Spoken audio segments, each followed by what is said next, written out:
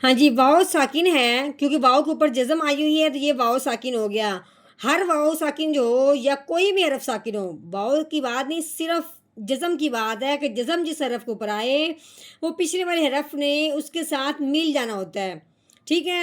لیکن جب واؤ ساکن ہو، اس سے پہلے حرف پہ جب پیش آ جائے، واؤ ساکن سے پہلے حرف پہ جب پیش آ جائے تو پہلے والا حرف جو ہے وہ واؤ ساکن کے ساتھ ملتے ہوئے ایک الف کے برابر لمبا بھی ہوگا۔ اب پہلے تو ہم نے یہ دیکھنا ہے کہ یہ الف ہے، اس کے اوپر پیش آنے کی وجہ سے الف حمزہ بن گیا۔ ہم نے بار بار یہ بات سمجھی ہے کہ الف کے اوپر زبر زیر پیش آ جائے تو اس الف کو الف نہیں پڑھتے، اس الف کو حمزہ پڑھتے ہیں۔ اس الف کے اوپر پیش آنے کی وجہ سے اس کو اب ہم نے حمزہ پڑھنا ہے اور آگے واؤ ساکن کے ساتھ ملانا ہے، تو پھر ہم نے ایک الف کے برابر لمبا بھی کرنا ہے۔ تو کیسے پڑھیں گے؟ حمزہ واؤ پیش او، ٹھیک ہو گیا؟ حمزہ واؤ پیش